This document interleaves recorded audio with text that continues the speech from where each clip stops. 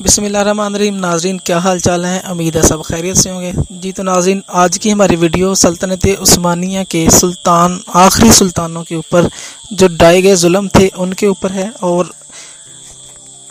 ترکی پر جو پابندیاں لگائی گئی تھی اس کے اوپر ہے۔ تو سب سے پہلے اگر تو آپ نے ہمارے چینل کو سبسکرائب نہیں کیا تو سبسکرائب کر لیں۔ جب مصطفیٰ کمال پاشا نے خلافت عثمانیہ کا خاتمہ کیا تو آل عثمان کو راتوں رات گھریلو لباس میں ہی یورپ بھیج دیا گیا۔ شاہی خاندان، ملکہ اور شہزادوں نے التجا کی کہ یورپ کیوں، ہمیں اردن، مصر یا شام کسی عرب علاقے میں بھیج دیا جائے، لیکن صہیونی آقاؤں کی احکامات واضح تھیں۔ وہ چاہتے تھے کہ ہمیں کسی مسلمان ملک بھیجا جائے، لیکن مصطفیٰ کمال جو کہ ایک سیکولرزم مائنڈ کا انسان تھا، اس نے انہیں یورپ میں بھیجا۔ اپنی آتش انتقام کو ٹھنڈا کرنا، ان کو آخری درجے ذلیل کرنا مقصود تھا۔ چنانچہ کسی کو یونان میں یہودیوں کے مسکن سالونیک اور کسی کو یورپ روانہ کیا گیا، اور آخری عثمانی بادشاہ سلطان وحید الدین اور ان کی اہلیہ کو راتوں رات فرانس بھیج دیا گیا، اور ان کی تمام جائیدادیں ضبط کر لی گئیں، یہاں تک کہ گھریلو لباس میں خالی جیب، اور اس حال میں انہیں رخصت کیا گیا کہ ایک پائی تک ان کے پاس نہ تھی۔ یہ ناظرین ہمارے وہ سلطنت عثمانیہ کے وہ سلطان تھے جنہوں نے تقریباً 3 بر اعظموں پر حکومت کیا۔ ان کے ساتھ یہ سلوک ہے جو میں آپ کو بتا رہا ہوں۔ کہا جاتا ہے کہ سلطان وحید الدین کے شہزادے منہ چھپا کر پیرس کی گلیوں میں کاسہ گدائی لیے پھرتے تھے کہ کوئی انہیں پہچان نہ لے۔ پھر جب سلطان کی فوت ہوئی تو کلیسا ان کی میت کو کسی کے حوالے کرنے پر آمادہ نہ تھا، کیونکہ دکانداروں کا قرض ان پر چڑھا ہوا تھا۔ بالآخر مسلمانوں نے چندہ جمع کر کے سلطان کا قرض ادا کیا اور ان کی میت کو شام روانہ کیا، اور وہاں وہ سپرد خاک ہوئے۔ تقریباً 20 سال بعد جنہوں نے سب سے پہلے ان کے بارے میں دریافت کیا، ان کی خبر گیری کی، وہ ترکی کے پہلے منتخب وزیر اعظم عدنان مندرس تھے۔ شاہی خاندان کی تلاش کے لیے وہ فرانس گئے، اور وہاں جا کر ان کے حوالے و کوائف انہوں نے معلوم کیے۔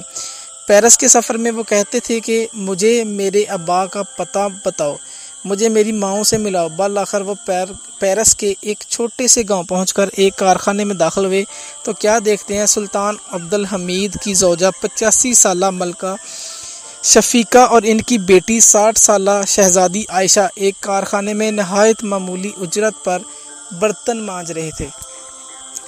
یہ دیکھ کر مندرس اپنی آنسو روک نہ سکے اور زاروں قطار رو پڑے۔ پھر ان کا ہاتھ چوم کر کہنے لگے، مجھے معاف کیجئے، مجھے معاف کیجئے۔ شہزادی عائشہ نے پوچھا، آپ کون ہیں؟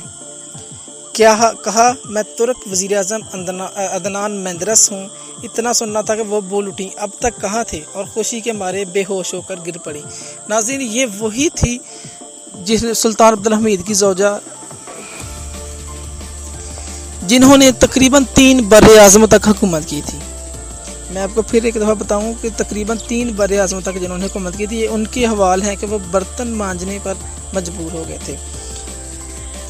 عدنان مندرس جب انقرہ واپس گئے تو انہوں نے کمال اتاتارک کے دوست اور اس وقت کے ترکی کے صدر جلال پیار سے کہا کہ میں آل عثمان کے لیے معافی نامہ جاری کرنا چاہتا ہوں اور اپنی ماؤں کو واپس لانا چاہتا ہوں۔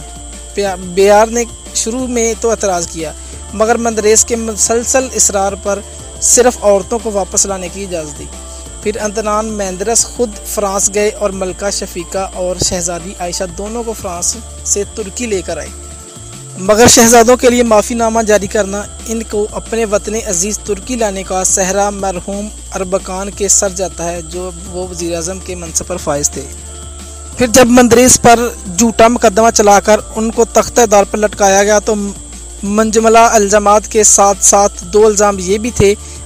پہلا الزام یہ تھا کہ انہوں نے 30 سال بعد ترکی میں عربی زبان میں اذان دینے کی اجازت دی، جیسے کہ کمال اتاتارک اور اس کے ساتھیوں نے ترکی میں بند کر دیا تھا۔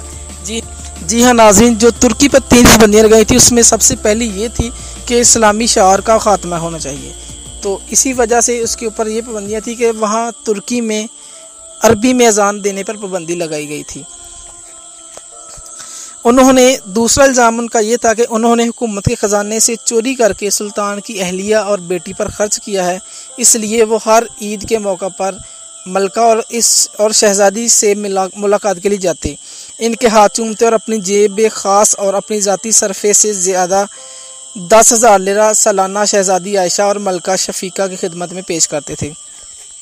جب 18 ستمبر 1971 کو عدنان مہندرس اور ان کے 4 ساتھیوں کو ملٹری کورٹ نے شہید کیا تو دوسرے ہی دن دونوں ملکہ اور شہزادی کی بحالت سر سجدے میں وفات ہوئی۔ یہ سلوک ہمارے نام نہاد سیکولرزم کا ڈنڈورا پیٹنے والوں کا اسلام اور مسلمانوں کے ساتھ نہ کوئی مروت، نہ شرافت، نہ صلہ رحمی، نہ قرابت داری، نہ اخلاق کا پاس، نہ قدروں کا لحاظ، یہ جو قومیت اور وطنیت کا راگ الاپتے رہے اور نعرے لگا لگا کر جن کی زبانیں نہیں تھکتی تھیں، ان کا مقصد بجز اس کے اور کیا تھا کہ اسلامی اخوت سے لوگوں کا رشتہ کاٹ دیا جائے اور اس مقدس رشتے کے تانے بانے کو بخیر کر اس کو ایسے جعلی رشتوں میں تبدیل کیا جائے جن میں احترام، ذات محفوظ اور حرمتوں اور انسانی رشتوں کا کوئی پاس و لحاظ نہ ہو۔ روئے زمین پر شیطان کے چیلوں سے کبھی بے خبر نہ رہنا، اور ہاں یہ قصے بچوں کو سلانے کے لیے نہیں بلکہ سوتوں کو جگانے کے لیے ہیں، جوان مردوں کو کمر بستہ کرنے کے لیے ہیں۔